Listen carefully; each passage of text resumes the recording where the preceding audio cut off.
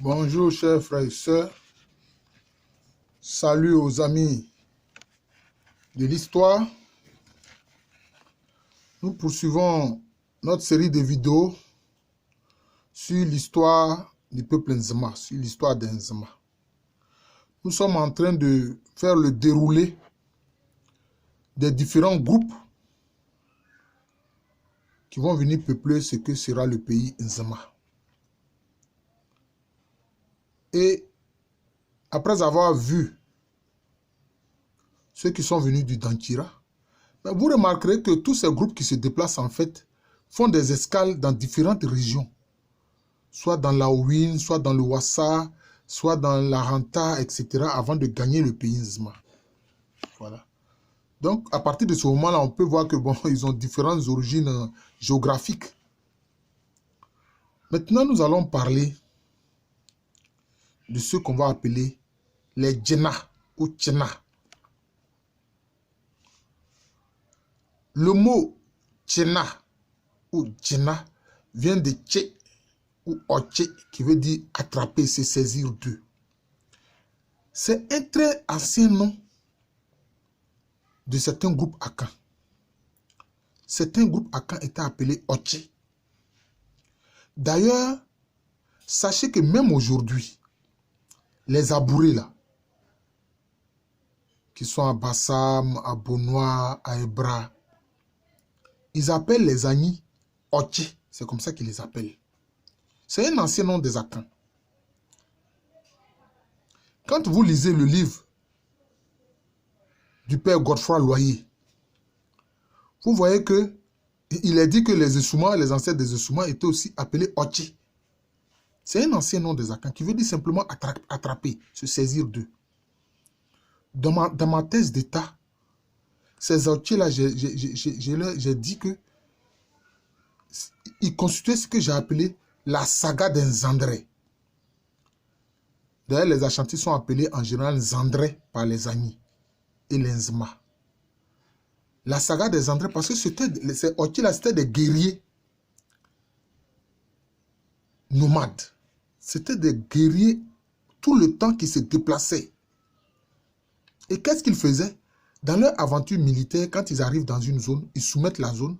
Et puis, quelques-uns peut-être restent sur place. Et puis, avec les populations qu'ils ont eu à soumettre là, ils prennent certains parmi ces populations-là. Et puis, ils continuent leur saga guerrière et militaire.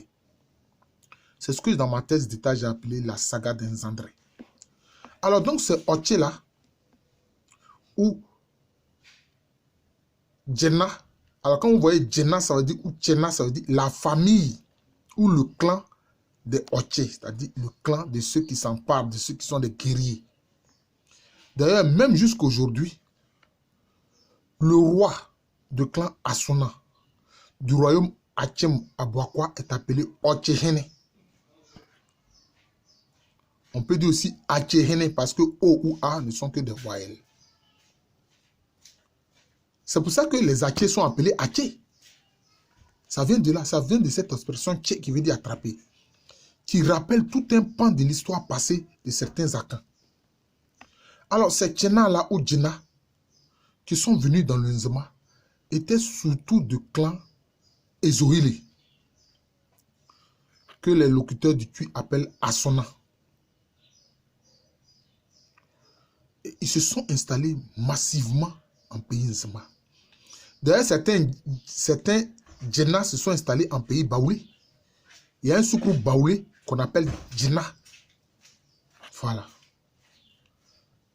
Mais disons qu'ils sont inclus dans des groupes beaucoup plus massifs.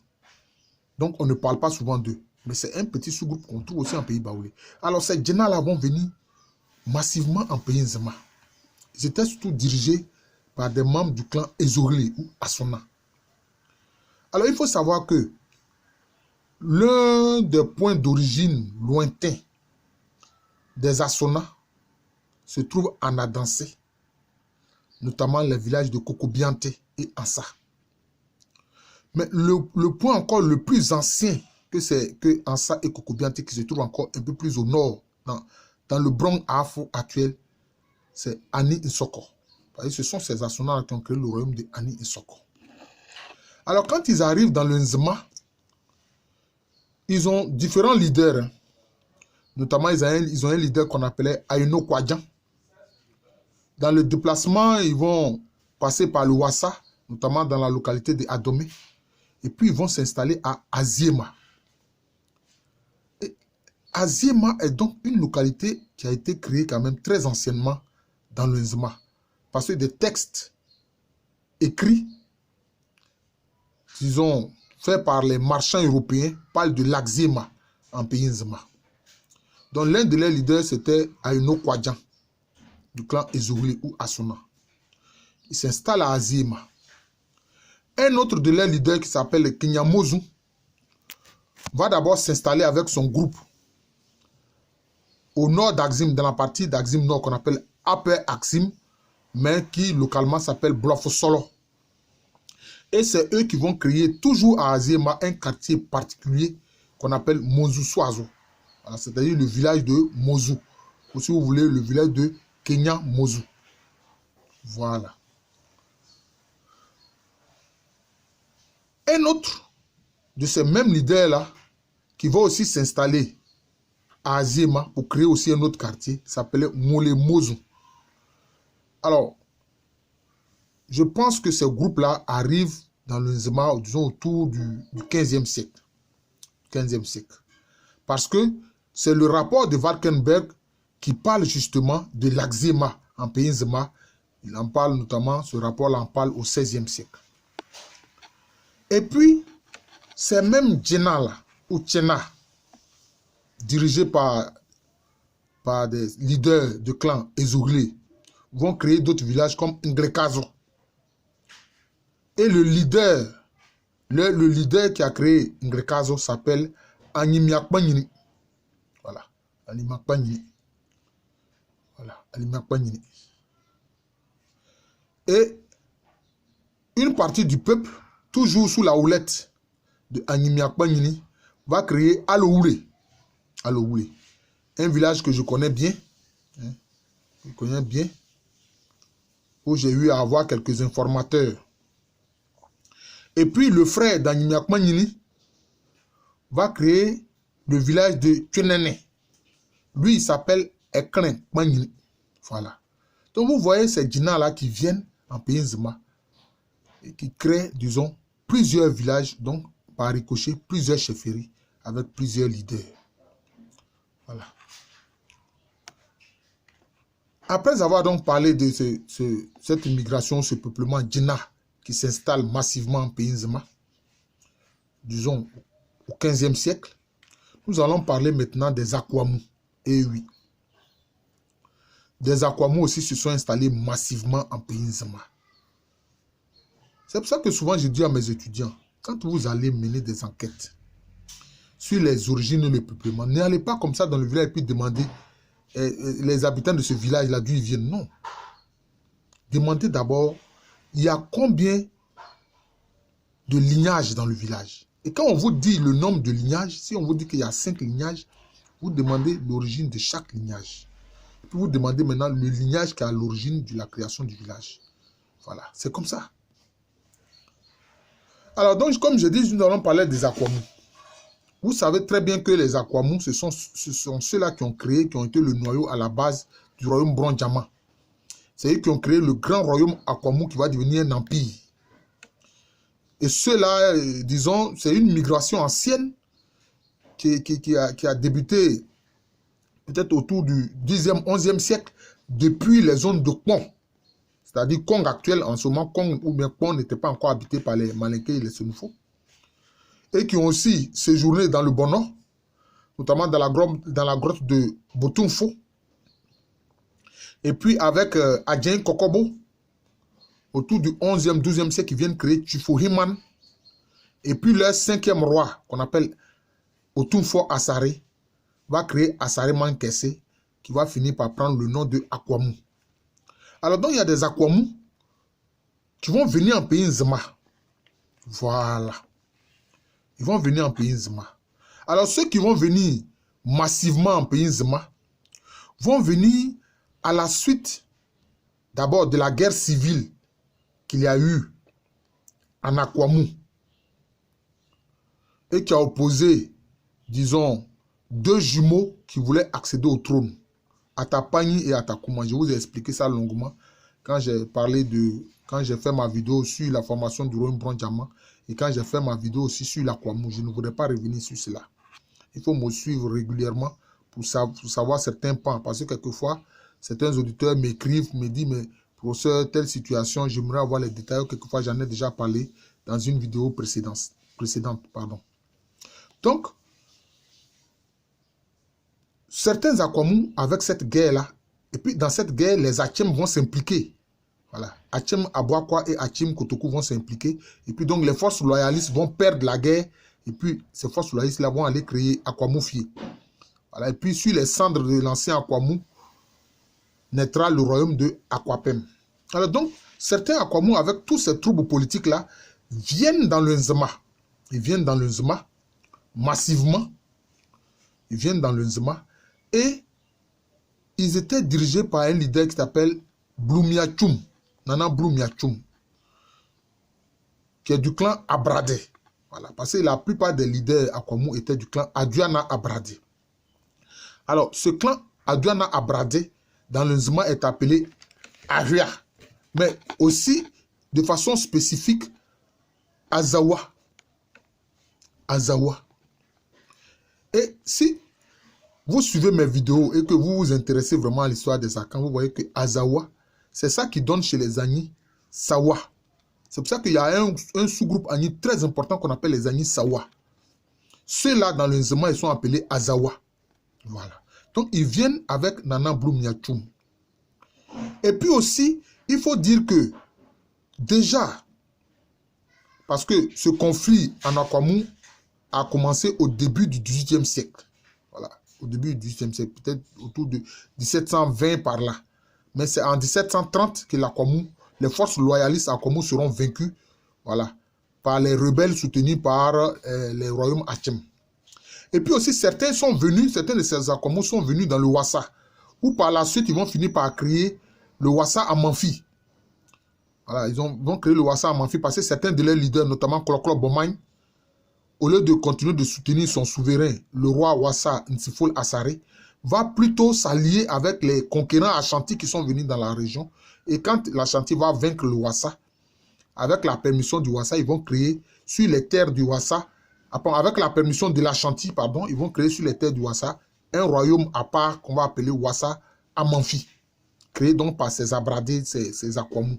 Et puis maintenant, les forces loyalistes, hein, disons, de l'ancien royaume Wassa, qui va devenir alors le Wassa Féacé. Voilà. Voilà. Donc l'ancien royaume Wassa va devenir simplement le Wassa Féacé, dirigé toujours par la famille du clan Asamankoma. Donc, ils viennent dans le Nzema et ils s'y installent massivement. Voilà, ils s'y installent massivement. Donc, ils viennent, disons, au XVIIIe siècle.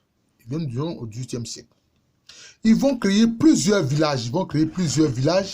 Bon, je vais en citer quelques-uns. Mveleso, Nzezemilenu, Assasetre, Mvuma, Tandane, Poku, Aluku, Mpeasem. Mais le grand village qu'ils vont créer, c'est Mouloflo. C'est Mouloflo. D'ailleurs, le père du docteur Kwame Nkrumah était à Mouloflo. Il vivait à Mouloflo. Il est originaire de Mouloflo. Mais en fait, Mouloflo, tel que ça se dit en langue Nzema, en fait, les Nzema ont prononcé ça ainsi, mais sinon en langue tui, c'est Kuromfofro. Parce que c'est ceux-là, quand ils sont venus, ils parlaient tui. Mouloflo, en fait, vient de l'expression tui, Kuromfofro, c'est-à-dire nouveau village. Ça veut dire simplement nouveau village. Et donc, c'est ainsi que ces Akwamou aussi vont s'installer massivement en pays Nzema. Et vous voyez, ils ont créé beaucoup de villages, donc ils sont venus très nombreux dans le Nzema. Alors nous allons poursuivre toujours pour parler donc des différents migrants ou bien des différents groupes qui viennent dans le pays Nzema. C'est ainsi que, disons, nous allons parler de ceux qui sont venus de l'Aranta, qui est le royaume qui est juste à l'est de l'espace Nzema. Alors, ceux qui viennent de l'Aranta aussi sont nombreux. Ils vont créer plusieurs villages, donc ils viennent de l'Aranta, tout comme, disons, de l'espace évalué d'Axim. Voilà, l'espace évalué d'Axim. Eux aussi, ils viennent s'installer massivement en pays Nzema Par exemple, ils vont créer le village de Elena. Hein? Elena, c'est un village que je connais personnellement. Bon, sur les écriteaux, on écrit Elenda, mais en langue Zema, ça se lit Elena. Et c'est un leader appelé Tiekou Animia qui est venu avec son groupe s'installer en pays Zema. Voilà. Alors, il faut dire que les migrations Aranta et Evaloué d'Axim, qui arrivent massivement en pays Zema, s'expliquent par plusieurs... Il y a plusieurs causes. Notamment, il y a eu souvent, disons, des crises politiques internes dans la Hanta, des petites guerres localisées, civiles dans la Hanta. Vous n'avez qu'à suivre ma vidéo sur Royaume et Peuple Aranta. C'est ainsi que, entre 1681 et 1690, hein, il y a eu, disons, l'ancien royaume Adoum, qui va devenir par la suite la chefferie d'Adoum Banso, soumis au Wassa, qui faisait des incursions en Aranta. Et donc, ça poussait certains à fuir l'Aranta pour venir dans le Nzema. Voilà. Et puis, il y a eu, par exemple, la guerre civile entre les Aranta, qui a eu lieu entre 1869 et 1874. Sans oublier la guerre que les Hollandais ont livrée aux Aranta en 1838. Guerre à la suite de laquelle le roi Badou Bonzo sera décapité et sa tête sera emportée en Hollande. Sa tête même, son crâne, a été restitué cette année de 2019 au peuple Aranta. D'ailleurs, c'est ce qui explique le jurement. Hein, le jurement, c'est une courte phrase qui rappelle un événement douloureux chez les Akans, qui rappelle le jurement Aranta qui se dit Monen Bolo, ça dit les larmes du dimanche. Donc, tous ces événements politiques et ces troubles politiques dans l'Aranta expliquent pourquoi de nombreux Aranta et Evaloué sont venus dans le Nzema, sont venus s'installer dans le Nzema. Et puis, vous avez aussi des Wassa. Des Wassa, parce que l'espace Wassa est justement juste au nord de l'espace Nzema. Donc, il y a des Wassa aussi qui vont venir dans le Nzema et qui vont créer plusieurs villages. Par exemple, le village de Teleko Bukazo, Agnoa, Akrompon. D'ailleurs, ceux qui ont appelé le village Akrompon en pays Nzema, c'est en souvenir de la capitale du Wassa, Amanfi, qu'on appelle aussi Akrompon. Ils sont venus donc créer tous ces villages-là en pays Nzema. Voilà. Mais beaucoup se souviennent qu'anciennement, leurs ancêtres étaient dans le Bono. Voilà. Ils étaient dans le Bono. Voilà. Donc, par exemple, Agnoa, le village de Agnoa a été créé donc par ces migrants venus du Wassa avec pour leader Nana Semale Pangini. Mais ils se souviennent que très anciennement, les ancêtres étaient dans le Bono. Voilà. Et puis, il y a le village de Dobo. Voilà. Qui a été créé par Epilasamo à partir du village de Agnoa. Ils sont venus créer le village de Edobo. Voilà. Alors, il ne faut pas oublier que ces migrations Wassa dans le Nzema s'expliquent, disons, par, disons, la conquête Ashanti. Parce que la conquête Ashanti dans le Wassa a été une conquête dévastatrice. Ça a commencé en 1700, ça s'est achevé plutôt en 1728. Voilà, en 1728. Et on se souvient que le roi Nsifo Lassare du Wassa même a dû se réfugier momentanément dans l'Aranta avant de négocier sa reddition et de pouvoir rentrer chez lui. Donc, de nombreux Wassa donc, se sont installés ainsi en pays Nzema. Et puis, nous allons parler des Agnis, des groupes Agnis qui se sont installés aussi dans le Nzema. De nombreux Agnis se sont installés dans le Nzema. Voilà. C'est le cas des ancêtres des villages de Etikobo 2, parce qu'il y a deux Etikobo, il y a Etikobo 1 et puis Etikobo 2. Donc Etikobo 2, et ainsi que d'ailleurs Etikobo 1, sont des villages qui ont été créés par des groupes qui sont partis de Lagny et Brossa, si vous voulez, de Laouine, comme cela s'appelait anciennement. Par exemple, il y a un groupe qui est venu de l'espace Agni, qu'on appelle les Asomolo. Ils se sont installés en pays Nzema et ils ont créé deux villages importants, notamment Baria et puis Kablansoazo. Et ce sont ces mêmes Asomolo-là qui sont allés dans le Sanvi et qui ont créé le village de Adjouan. D'ailleurs, certains Asomolo vont aussi faire souche à Mossou. Mais ces Asomolo-là, ils sont venus de Laouin et ils ont séjourné en pays Nzema, notamment en créant les villages de Bahua et Kablansoazo. Si bien qu'aujourd'hui, la famille qui dirige les villages de Bahua et Kablansoazo en pays Nzema, c'est la même famille qui dirige Adjouan dans l'Agni Sanvi. Voilà. Donc, on peut lier l'arrivée massive de tous ces Agnis-là aux guerres qui ont opposé Laouin à l'Ashanti, notamment entre 1715 et 1721. Donc, vous imaginez que ces Agnis qui viennent sont très nombreux et parmi les villages qu'ils créent, on peut aussi citer Ekebaku, Naoulé et puis Etikobo 1 ou Etikobo 1. Voilà. D'ailleurs, quand j'ai lu la biographie du docteur Kwame Nkrumah, il explique que justement, ses ancêtres, notamment, il cite l'un de ses ancêtres qu'on appelle Adoukou Adaye. Voilà. Parce que Kwame Nkrumah, il était du clan Vavile. Hein, voilà. Sa mère, il est du clan Vavile. Il estime que son ancêtre, son aïeul, Adoukou Adaye, justement, a séjourné dans Laouin. Ils étaient dans Laouin. Et que même ils ont vécu, ses ancêtres ont vécu dans la zone de Dadiesso. Voilà, vous voyez, Dadiesso. Mais il faut savoir que beaucoup de clans, Mvavile ou Aguna, vraiment, sont partis du Dankira pour la plupart. Sont partis du Dankira. Voilà, sont partis du Dankira. Maintenant, vous avez les Ahanta et les Evalouais qui viennent aussi massivement en pays Nzema. Voilà, du fait de plusieurs, de différentes raisons que j'ai évoquées, hein, notamment les guerres intérieures de l'Ahanta, etc.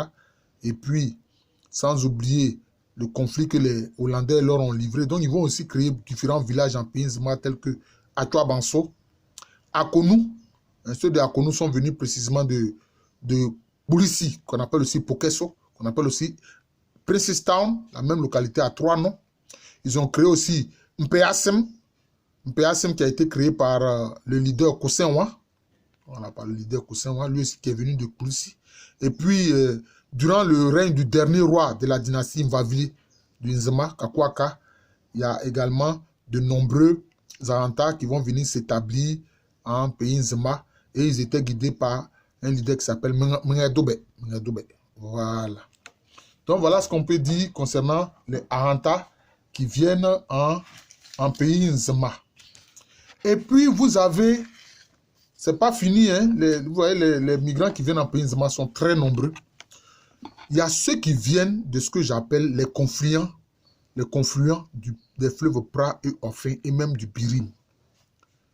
Voilà. Donc ceux qui viennent de l'espace, vraiment des gens qui sont des locuteurs du Tui. Ils sont locuteurs du Tui. Et ils vont créer plusieurs villages. Et donc quand j'aurai fini cet aspect-là, je vais m'arrêter là parce que vraiment, c'est pour vous faire comprendre seulement que le peuple Nzema s'est constitué vraiment de populations aux origines diverses. Donc, ce sont des populations par rapport à ces confluents du Pra, de l'Ofin et du Birim. C'est là que se créent les entités politiques de l'Ashanti, de la Dansé, du Dankira, de la Tchem, du Kwaou, etc. Et tous ces groupes-là viennent y créer plusieurs villages dans le Nzema, notamment le village de Ezinebo. Voilà. Et ceux-là disent que les ancêtres ont vécu à Mosiaso, qui est en Ashanti, et qu'ils ont séjourné aussi dans la Ouin, à Dampim Pepesa, hein, et que les leaders étaient Eboulé Djahin, Alima, et puis Danomakpanyini. Vous avez aussi ceux qui ont créé Kenyane, le village de Kenyane, qui sont arrivés au moment où le roi Nzema régnait était Enobiliaka, et les leaders étaient Etchekpanyini, et puis son frère Anvo Amlama. Donc ils sont venus aussi de la zone de la Dansé, et ils sont venus créer le village de Kenyane en pays Nzema. Alors vous avez aussi l'important village de Bomoakpolé, qui a été créé par des Ashantis, des migrants Ashantis, qui se souviennent très bien que leur village d'origine en Ashanti, c'est le village de Kokofu. Et leur clan, c'est le clan Alroba, qui est appelé chez les Ashantis le clan Oyoko. Voilà. Et ils sont venus et ils ont créé Bomoakpolé. D'ailleurs, ceux de Bomoakpolé, ils disent toujours qu'ils ont gardé les liens avec les parents de Kokofu. ils ont gardé les liens avec les parents de Kokofu. Quand il y a des funérailles de part et d'autre, bon, quand c'est à Bomakole, ceux de Kokofu viennent, et quand c'est à Kokofu, ceux de Bomakole qui sont en Nzema, les rejoignent là-bas pour faire les obsèques parce que vraiment, ils ont gardé ces liens familiaux là. Voilà. Mais ils se souviennent aussi que quand ils ont quitté Kokofu, ils ont séjourné à Takwa Brahmani dans le Wassa. Voilà, ils ont séjourné à Takwa Brahmani dans le Wassa. Et puis ensuite, ils sont partis aussi à Bokesso ou Plissi dans la Renta avant de venir créer Bomakole. Vous avez le village de Ekwe. Beaucoup d'Ivoiriens connaissent Ekwe parce que anciennement, il y a quelques années, beaucoup d'Ivoiriens partaient se soigner à Ekwe, où il y a un hôpital assez performant avec vraiment un bon équipement. Alors, ceux de Ekwe, ils se souviennent que leurs ancêtres sont des Ashanti qui sont venus de Djuaben, du royaume confédéré de l'Ashanti, qu'on appelle Djuaben. Et leur leader était Abatration. Leur clan, le clan de ce leader-là, est un clan Adaroné. C'est ce clan Adaroné-là qui, chez les Ashanti, est appelé Odako. C'est un clan, par exemple, Odako qui dirige le village Ashanti de Nsuta. Et puis ce clan Odako est appelé aussi Asachre. Et donc, ce sont ceux-là qui viennent et puis ils créent le village de Ekwe en Pays Nzema. Mais il faut dire que la plupart des membres du clan Asachre, leur zone d'origine lointaine, c'est le village de Akorokere, qui se trouve en Nadansé. Et ils se souviennent qu'ils ont séjourné à Sopomu, près de Chama, en Naranta. Et puis c'est de là qu'ils sont venus créer Ekwe en Pays Nzema. Voilà, ils sont venus créer Ekwe en Pays Nzema. Par la suite, il y a d'autres Ashanti qui étaient, disons, qui sont aussi partis du village de Asante Asafo. Pour plus précisément, Koumassi Asafo. Koumassi Asafo existe encore aujourd'hui. C'était dans la commune de la ville de Koumassi. Et eux, ils étaient sous disons le leadership d'un ancêtre qui s'appelle Asafo Adjei. Et ils sont venus en Pays Nzema. Et ils ont créé le village de Sanzoulé. Le village de Sanzoulé. Voilà. Le village de Sanzoulé. Et puis, il y a d'autres populations venues toujours de ces confluents du Pra et de l'Ofin qui ont créé le village de Bassaké en Pays Nzema. Alors, ils se souviennent qu'ils ont séjourné en Moulo, notamment dans cette zone-là, avant de venir dans le Nzema, après avoir transité par l'Aranta. Le village de Agnassié, lui, a été créé par un lignage Aloba, donc Oyoko, mais eux, ils se souviennent qu'ils étaient dans le Fanti. Ils disent qu'ils sont venus dans le Fanti. C'est du Fanti que progressivement, ils ont gagné le Nzema et ils ont créé le village de Agnassié. Et c'était sous la conduite de leur ancêtre qui s'appelle Ano Kakraba. Je vais terminer par les villages créés par des migrants venus du pays Abouré. Eh oui, du pays Abouré. Notamment, il s'agit de 3 villages. Le village de Krissan, le village de Bakou et puis le village de Anoti, qui se réclament d'Al-Sam, c'est-à-dire la zone de Grand Bassam, du pays Abouré. Voilà. Donc, ils sont venus du pays Abouré et ils ont créé ces 3 villages en pays Nzema qui sont Krissan, Bakou et Anoti. Voilà. Alors, il se peut que ce soit du fait des attaques des Agnis sans vie, parce que les Agnis sans vie ne cessaient de harceler les Abourés. Sans doute, c'est ce qui a poussé justement ces Abourés-là à quitter cette zone et à venir s'installer en pays Nzema en créant les villages de Krissan, Bakou et Anoti. Mais il faut savoir que beaucoup de ces migrants anciennement disent que en remontant dans le temps, beaucoup de leurs ancêtres sont venus du Bono. C'est pour ça que par exemple le village de Asenda insiste sur le fait que eux, les ancêtres sont venus du Bono. Ils ne veulent même pas parler même de leurs différentes étapes. Voilà. Même pour beaucoup de ces migrants-là, leurs ancêtres sont partis du Bono parce que le Bono a été le premier royaume akan qui a été créé au 5e siècle après Jésus-Christ. J'espère que tout ce déroulé-là ne vous a pas fatigué parce que bon, là, il s'agissait de parler justement des différents migrants qui sont venus dans le pays Nzema. Donc, vous vous rendez compte que ceux qui viennent habiter le pays Nzema et qui vont finir par former le pays Nzema sont venus de toutes les régions Aka en fait. Pratiquement de toutes les régions Aka. Pratiquement de toutes les régions Aka. Je vous remercie. Je suis le professeur Alou Kwame René, professeur titulaire d'histoire à l'université Félix Houphouët-Boigny, une université qui se trouve à Abidjan, dans le quartier de Cocody. Abidjan, en Côte d'Ivoire, en Afrique de l'Ouest. Voyez-vous, aujourd'hui, mes vidéos, bon, c'est sur YouTube, mais vous pouvez les partager. Vous les partagez. Voilà, parce que l'histoire a besoin d'être partagée, d'être connue, et c'est ainsi. Voilà. Quand c'est comme ça, quand vous connaissez l'histoire d'un groupe et que vous voyez que, en fait, vous avez des liens d'origine que vous ignoriez, et quand vous savez ça, votre attitude change. Connaître donne une attitude. Ne pas connaître donne une autre attitude. Je vous remercie et je vous salue.